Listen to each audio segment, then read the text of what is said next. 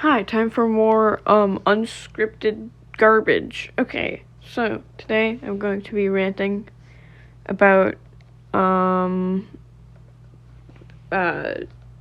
this stuff, this whole situation, this dog shit.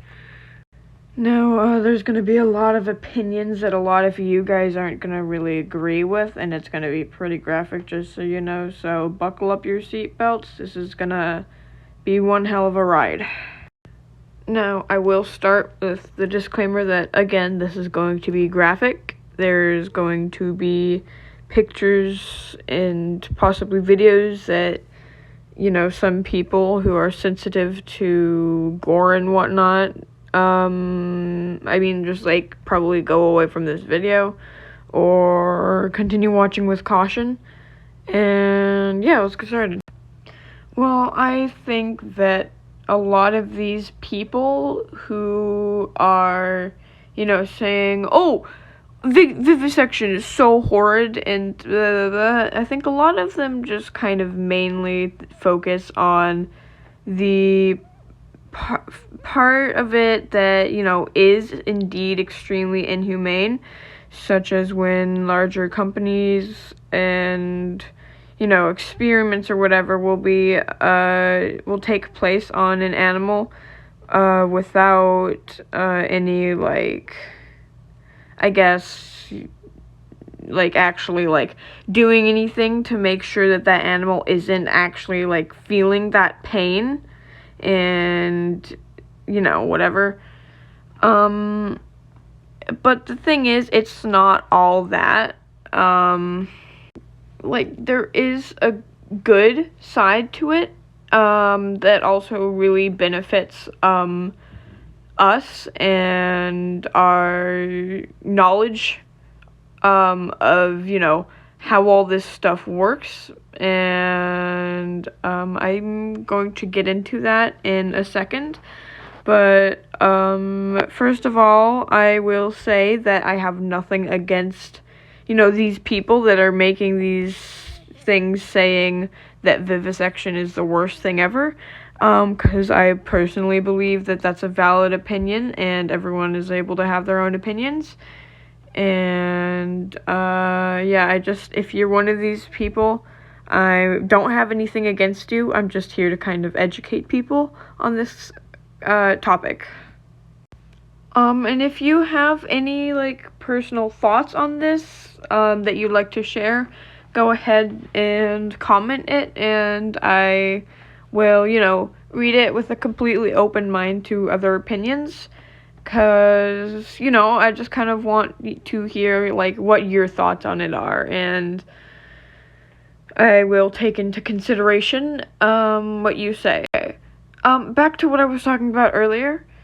Well, the thing is, vivisection is actually not as necessarily inhumane as people paint it to be, and I think that, on the internet, people will kind of just take, the bad sides of it, and that will become viral, and then people will start spreading that information rather than actually, taking into consideration that there's more to it and not just that.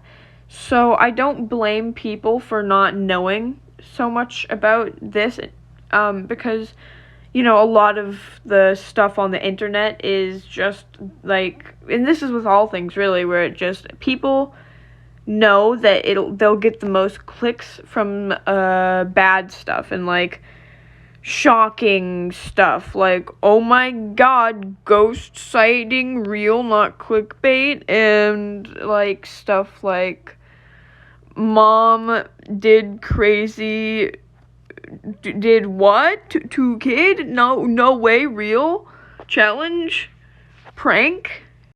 And then people also get clicks off of stuff people talking about bad stuff going on in the world, and news channels do the same thing, where they'll like focus on more just the horrible things happening rather than actually talking about good things that are going on. Like, they'll only talk about like,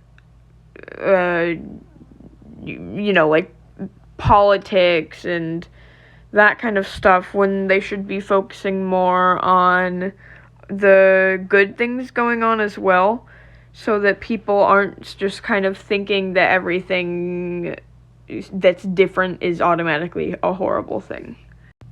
Now, before I get too off topic, I think I should just kind of get into, the good and bad parts of vivisection.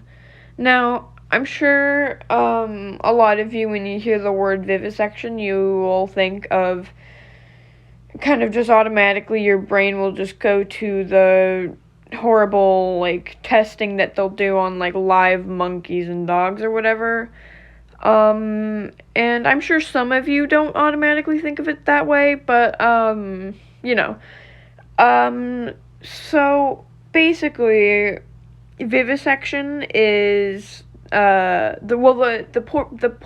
purpose of doing vivisections, especially in like school and for educational stuff, is for showing the how the body functions while the thing would still be alive. So like they'll show how the heart will beat and pump the blood, and you'll just kind of be able to see, like, if you do certain things, like, to certain muscles, they'll have a reflex, like, kind of if you were to, get your knee hit in that one spot, the doctor and your leg will automatically move without you controlling it. Like that, basically. And it's actually a super interesting and educational and very important topic that, does really need to be taught in school. And so, that's the fine part, because they'll actually, do stuff to make sure that animal isn't, like, feeling the pain and experiencing that. Whereas the, negative side is when people will, like, without doing those precautions, they'll just take the animal alive and all and just kind of cut it open, which I completely disagree with and is a horrible thing that people shouldn't do at all. And it's just not okay to do that kind of stuff.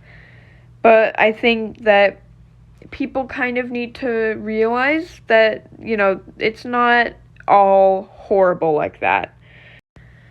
And I think that, vivisection is really, really, important to, like, our knowledge on this kind of science and anatomy, because if it weren't for vivisection, we wouldn't know all this stuff that we know today about how the body works and functions on the inside, rather than just seeing the outside or dissecting something that is, completely no longer reactive to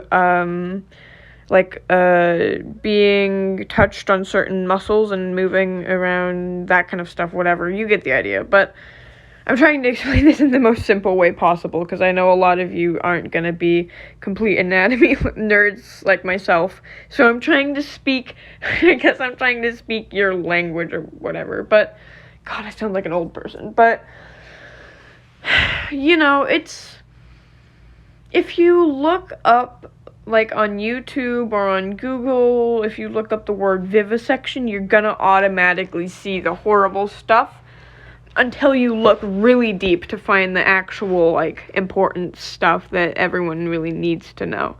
And I think that it's just kind of annoying that the stuff that gets the most clicks and views and likes is always the stuff that's, bad, and talking about the things that are bad. And when really, I think that the stuff that is good needs to have way more attention, so that people actually, know about this stuff and aren't just, like, I'm kind of just repeating the same things over and over at this point, but I'm trying to make this kind of as short as possible. So I won't completely go into full detail, but if you know me in real life or if you're my friend or something, I will completely just vomit out everything about this topic to you. So I will now provide some good, videos and cool stuff. But before that, I think we all deserve a break from that with my cat. Go, kitty, go, kitty, go, kitty, go, and just ride, kitty, ride, kitty, ride, kitty, roll.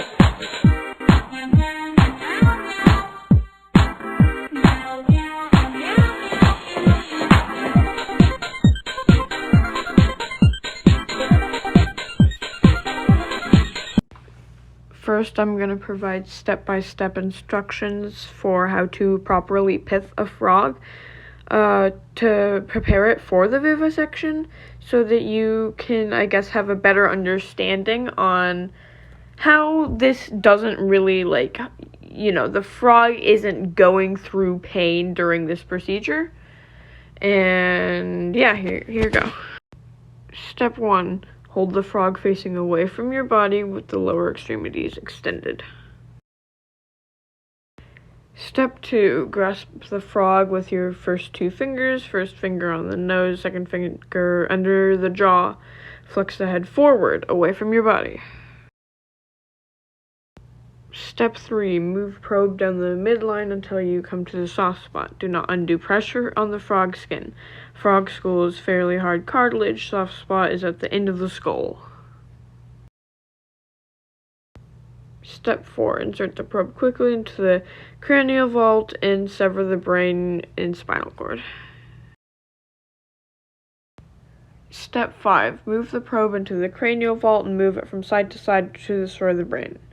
You can feel inside the cranial vault, but the frog can't feel anything without the brain. Perception of any sensory phenomena is impossible. Step 6. Test for reflexes to confirm that sensory perception has been destroyed and ensure that the spinal cord is still intact, although it is now in shock.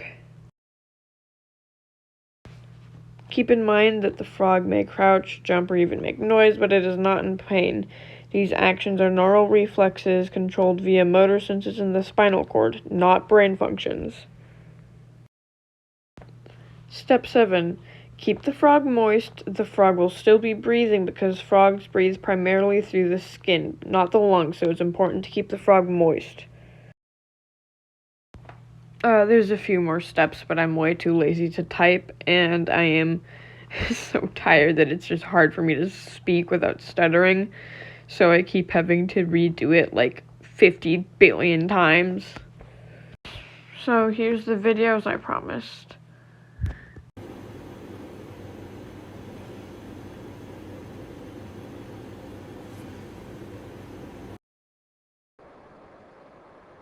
The leg withdrawal response still takes place, even with the brain missing.